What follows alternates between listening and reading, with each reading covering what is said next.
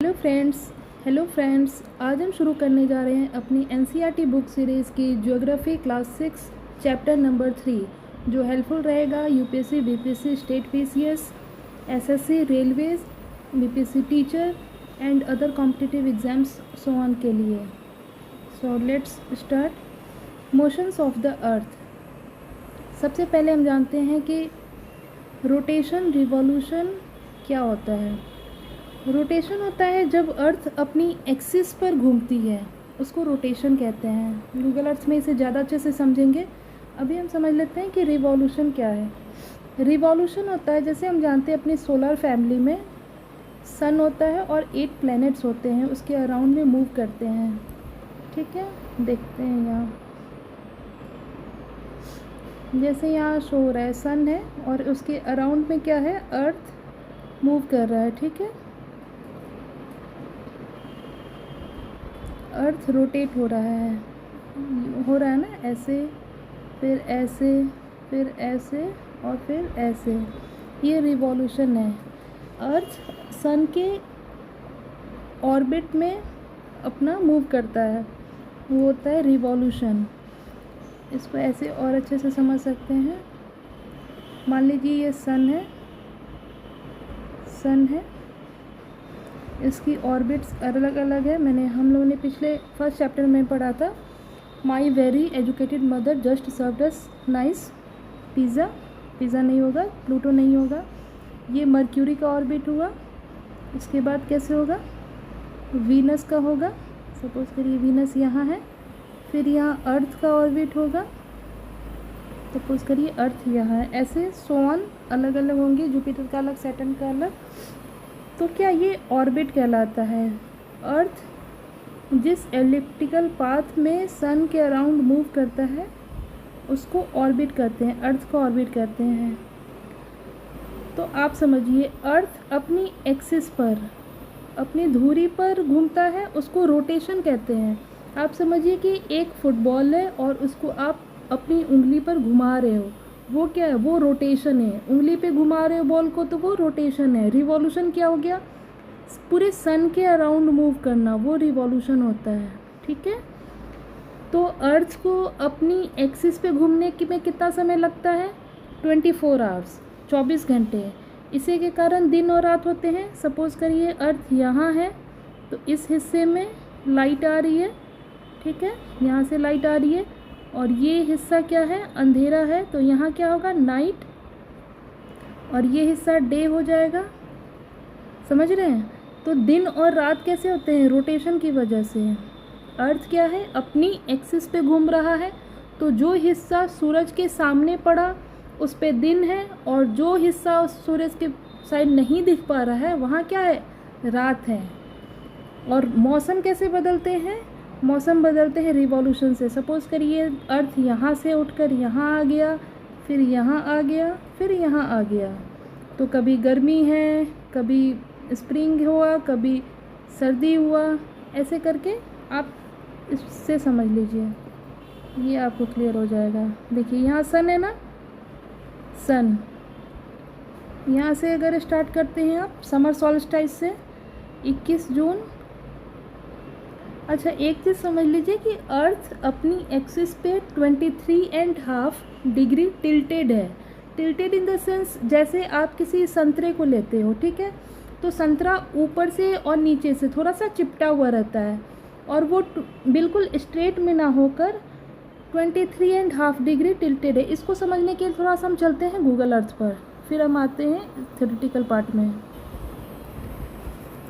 ये है हमारा गूगल अर्थ, और आप यहाँ देख रहे हैं इक्वेटर है, ट्रॉपिक ऑफ कैंसर है, ट्रॉपिक ऑफ कैप्रिकन है, ये आपका अर्थ हो गया। अभी देखिए, ये बिल्कुल अगर स्ट्रेट हुआ तो अर्थ टिल्टेड नहीं है, लेकिन अर्थ को टिल्ट अगर है तो इट मीन्स ये 23.5 ऐसे झुकी हुई है पृथ्वी। क्या आप समझ पा रहे हैं जी, बिल्कुल ऐसे टिल्ट है अर्थ।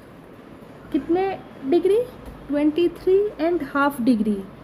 इक्वेटर तो बिल्कुल सीधा ही में होता है, लेकिन इक्वेटर तब होता जब ऐसे होता, सपोज करिए, लेकिन पृथ्वी हमारी एक्चुअल में कैसी है, ऐसी है, 23.5 टिल्टेड है। आप इसको थोड़ा सा समझिए। रोटेशन आप समझ गए, पृथ्वी को ऐसे अगर राउंड कर रहे हैं ना, अपनी एक्सिस पे ये ऐसे से घूम रही है तो ये रोटेशन हुआ। और पृथ्वी अगर सन के अराउंड मूव कर रही है तो वो क्या हुआ, रिवॉल्यूशन हुआ। Get it. सी, अब थोड़ा सा ये हम चैप्टर देख लेते हैं। रोटेशन समझ में आया, पृथ्वी अपने एक्सिस पे राउंड करती है तो उसको रोटेशन कहते हैं। रिवॉल्यूशन सन के अराउंड मूव करती है तो उसको रिवॉल्यूशन कहते हैं। रोटेशन में जहाँ 24 घंटे लगते हैं वहाँ रिवॉल्यूशन में 365 डेज प्लस 6 आवर्स लगते हैं। ठीक है, 6 आवर्स को अभी हम हटाएंगे, आगे देखेंगे उसमें क्या है। ऑर्बिटल प्लेन थोड़ा सा समझ लेते हैं। सपोज़ करिए मैंने बताया जैसे कि अर्थ क्या है, 23.5 डिग्री टिल्ट है, बताया था ना। ये देखिए 23.5 डिग्री दिख रहा है। होना चाहिए था अर्थ को ऐसे सीधाई में, बट वैसे ना होके ये 23.5 डिग्री टिल्ट है। टिल्ट है तो ये इक्वेटर ऐसे ना जाके इक्वेटर ऐसे आया। क्लियर है। ये ट्रॉपिक ऑफ कैंसर हुआ, ट्रॉपिक ऑफ कैप्रिकन हुआ, और इसको बोलते हैं ऑर्बिटल प्लेन।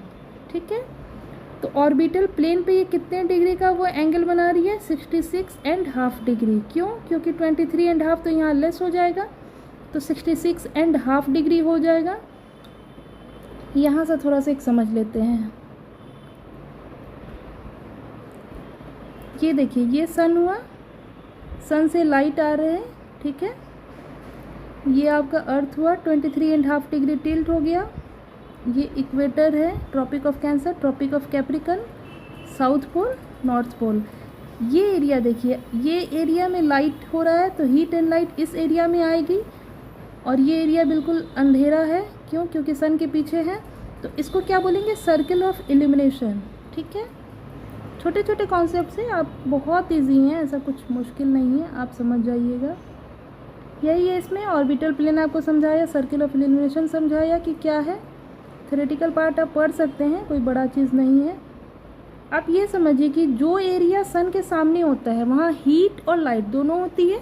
ऑपोजिट पार्ट में वह जहाँ अंधेरा होता है, इसके साथ साथ फ्रीजिंग यानी कोल्ड भी होता है।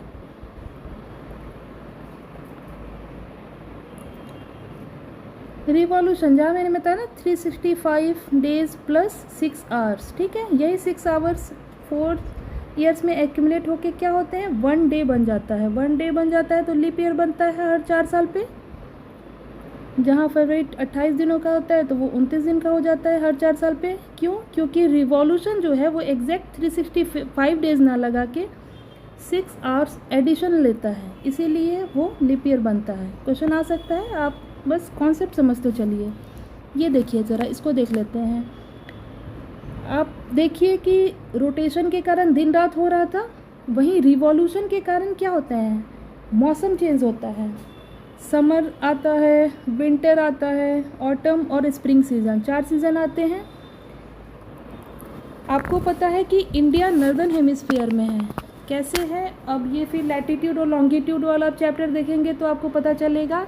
इक्वेटर से ऊपर में है, और ट्रॉपिक ऑफ कैंसर इंडिया के स्टेट से होकर क्रॉस होती है। तो इंडिया क्या है, नॉर्दर्न हेमिस्फीयर में है, जैसे मैंने पिछले अपने लेक्चर में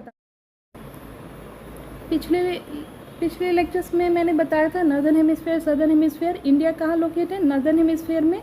तो इंडिया के अकॉर्डिंग समर सॉल्स्टाइस कब होगा, नॉर्दर्न हेमिस्फीयर में। समर इन नॉर्दर्न हेमिस्फीयर कब, ये हुआ सन, और यहाँ हीट और लाइट यहाँ आ रही है। अब देखिए ये हुआ नॉर्दर्न हेमिस्फीयर, चूँकि टिल्ट है अर्थ तो अर्थ 23.5 डिग्री टिल्ट रहेगा। आपका ये नॉर्दर्न हेमिस्फीयर हुआ ना। ये देखिए ये इसका इतना पार्ट आपको टोटली बहुत ज़्यादा हीट हो रहा है ना, इसीलिए क्या होता है, ये समर सॉल्स्टाइस होता है। कब, जब सन और अर्थ का डिस्टेंस ऐसे रहता है, यानी 21 जून को। Winter in the southern hemisphere, वहीं सदर्न हेमिस्फीयर में क्या रहेगा, ठंड रहेगी। ठीक है, इधर ठंडी और इधर मैक्सिमम एरिया में गर्मी।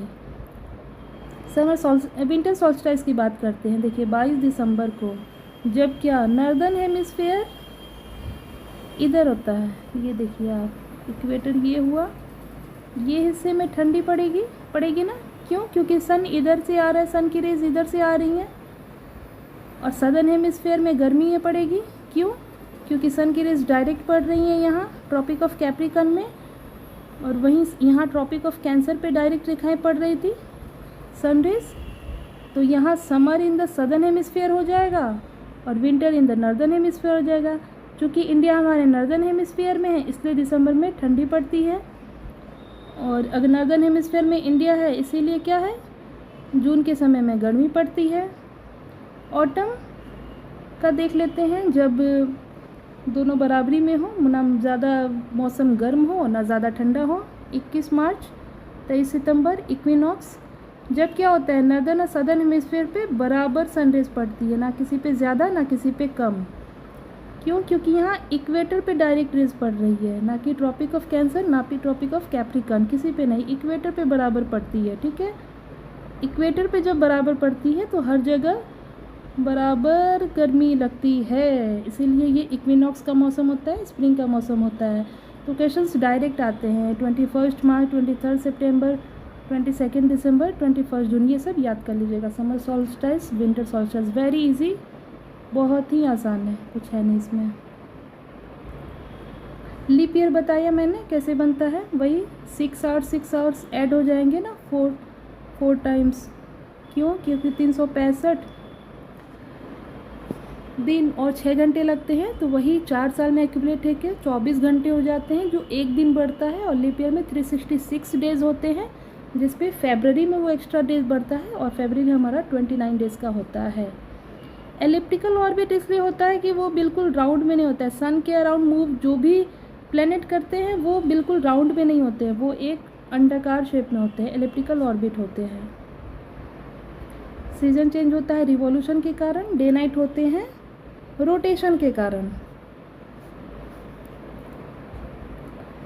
Summer solstice, winter solstice, equinox, ये सब आपने समझ लिया है, कोई कुछ नहीं है, ज़्यादा कुछ नहीं है। लास्ट में समराइज आप ये देख लीजिए, there are days and nights because of rotation and changes in seasons due to revolution. Easy chapter था, ख़त्म हुआ। आई होप आप सबको पसंद आया होगा। प्लीज़ लाइक और कमेंट करें, शेयर करना ना भूलें। Thank you.